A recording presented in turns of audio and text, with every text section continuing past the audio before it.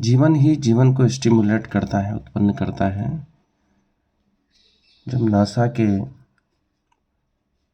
Apollo अभियान जो 1969 से 1972 तक चला, जिसमें मनुष्य को चांद पर भेजा गया था, उसके बाद अमेरिका मनुष्य को चांद पर नहीं भेज पाया या नहीं भेजना चाहता है या नहीं भेजने की इच्छा रखता है।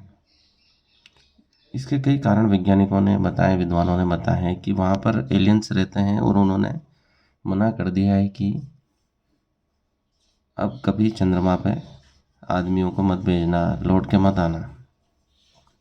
ये ऐसा सत्य भी हो सकता है, इसको कॉन्स्पिरेसी थ्योरी भी बोलते हैं, कि मनुष्य के अलावा भी अन्य ग्रहों पर जीवन है या इस ग्रह पर भी अन्य जातियों के बुद्धिमान प्राणी रह सकते हैं। जो कई बार रिसर्च में सिद्ध हो चुका है कि पृथ्वी पर पाई जाने वाली गहन गुफाओं में, जहाँ पर अग्नि प्रज्वलित है, केंद्र क्रोड के आसपास भी कई विभिन्न प्रजातियों के जीव, बुद्धिमान प्रजातियों के जीव पाए गए। समुद्र के भीतर भी पाए गए। कई उड़न तस्तरियाँ अंटार्कटिका से निकलती हुई देखी गई, समुद्र से निकलती हुई देखी गई, ग्रीनलैंड से निकलती हुई देखी गई, गुफाओं से निकलती देखी गई, विभिन्न सुनसान स्थानों से देखी गई, रेगिस्तानों से देखी गई। चंद्रमा के आसपास भी कई उड़न तस्तरियाँ देखी गई। तो यह संभव है कि मनुष्य के अलावा भी और भी कोई बुद्धिमान जातियाँ विभिन्न ग्रहों पर या हमारी पृथ्वी पर रहती हैं। इसमें कोई शक नहीं, क्योंकि जीवन ही जीवन को उत्पन्न करता है। केवल एक बुद्धिमान प्रजाति से अन्य बुद्धिमान प्रजातियाँ उत्पन्न नहीं हो सकती हैं। कई सिद्धांत करते हैं कि हम भी परग्रही हैं, हम भी एलियन हैं, मनुष्य भी कहीं और ग्रह से आया है। सनातन धर्म में देवताओं की भी अवधारणा है, भगवान की भी अवधारणा है कि वह स्वर्ग में रहते हैं और राक्षस पाताल में रहते हैं। पाताल को अमेरिका बताया गया था, जहाँ पर श्री हनुमान जी अहि रावण का वध करके आते हैं। और अमेरिका में अभी भी हनुमान जी के समान मूर्तियाँ पाई गई हैं। उसे मकर ध्वज, जो हनुमान जी का पुत्र बताते हैं, की घोषित की गई हैं।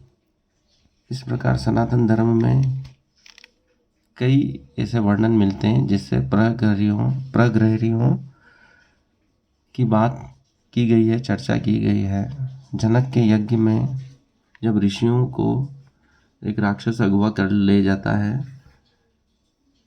तब एक मुनि द्वारा दूसरे लोक में जाकर सभी ऋषियों को वापस लाया गया है। उन ऋषियों को किसी विशेष यज्ञ के लिए ले जाया गया था जो दूसरे लोक में होना था। तो एक बुद्धिमान पंडित सभी जनक के पंडितों को हराकर समुद्र में डुबो देता था और उस समुद्र के मार्ग से दूसरे लोक में उन पंडितों को ले जाया गया था। इस प्रकार के विशाल उड़न तस्त्रियों का वर्णन महाभारत में मिलता है। शर के समान लंबी चौड़ी नगरी आकाश में उड़ती हुई कृष्ण से युद्ध करने के लिए आए थे। वह नगरी शाल्व नरेश ने बनाई थी, जो हो सकता है किसी परग्रही की मदद से बनाई गई हो। महाभारत में, रामायण में से कई वर्णन है जिसमें आकाश में युद्ध के वर्णन है, कई परग्रहियों के वर्णन है। हो सकता है उस समय इन चीज़ों को सामान्य माना गया था। परग्रहियों से हमारा मधुर संबंध है। ऐसा कहा जाता था कि स्वर्ग के देवता भी पहले धरती पर ही रहते थे। जहाँ हम भारत में हरिद्वार कहते हैं, वहाँ से हिमालय की ओर बढ़ने पर देवताओं का स्थान था, परंतु मनुष्यों की आवाजाही बढ़ने से उन्होंने अपना स्थान बदल दिया। वह और ऊंचाई पर चले गए और वहाँ पर भी मनुष्य आने लगे तो उन्होंने अपना स्थान और बदल दिया। मानसरोवर, कैलाश, ये सभी देवताओं के क्षेत्र हैं। बद्रीनाथ, यहाँ पर जाने पर अलौकिक शांति मिलती है। कई ऋषि मुनियों का आवास अभी भी हिमालय में है। ऐसा वर्णन है कि हिमालय में एक अत्याधुनिक लैब है जो ऋषि मुनियों द्वारा संचालित है।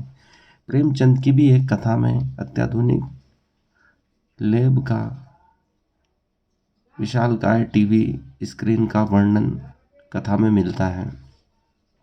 इस प्रकार कई रोचक तथ्य हमारे सनातन धर्म के पुराणों, वेद आदि में मिलते हैं और वह अत्यंत सत्य हैं, जिनकी खोज की जाना बाकी है, जिससे कई रहस्यों का उद्घाटन होना संभव है और मानव जाति की भलाई होना संभव है। मानव जाति अत्यधिक सुविधाओं से पूर्ण, आराम से पूर्ण जीवन को व्यतीत करने की अधिकारी है, जो हमारे वेद शास्त्रों के अध्ययन के बिना संभव नहीं है। जिन चीज़ों का वैज्ञानिक अब पता लगा रहे हैं, हमारे सनातन धर्म के पुस्तकों में, वेद पुराणों शास्त्रों में पहले से ही वर्णित है। उन्होंने उन चीज़ों को देखा होगा, तभी पुष्पक विमान का वर्णन मिलता है। अफगानिस्तान की एक गुफा में पुष्पक विमान समान एक विमान मिला था। वह किसी काल चक्र से आबद्ध था, इसलिए अमेरिका के सैनिक जब उसके पास गए तो उस काल चक्र के प्रभाव से गायब हो गए, अर्थात वो विमान अभी भी कार्य कर रहा है। इस प्रकार कई तथ्य हैं जिनका उजागर होना बाकी है। हमें उन रहस्यों को उद्घाटित करने के लिए वापस अपने पुराने शास्त्रों की पुनर्व्याख्या करनी होगी और अत्याधुनिक विज्ञान से उसको जोड़ना होगा। यही प्रयास आधुनिक विद्वान भी कर रहे हैं, अध्यात्म को विज्ञान से जोड़ने का प्रयास कर रहे हैं। श्री राम शर्मा, महान ओशो आदि अत्याधुनिक समय में जो संत हुए हैं, रामकृष्ण परमहंस, विवेकानंद, उन्होंने यही कार्य किया है। उसी कार्य को आगे बढ़ाना है ताकि मानव जाति सुरक्षित रह सके, तीसरा विश्व युद्ध न हो, सभी शांति से रहें, वसुधैव कुटुंबकम की भावना सभी में प्रसारित हो। इसी भावना के साथ धन्यवाद। मेरी वीडियो को सुनने के लिए हार्दिक आभार। इसे अधिक से अधिक लाइक करें, शेयर करें, चैनल को सब्सक्राइब करें।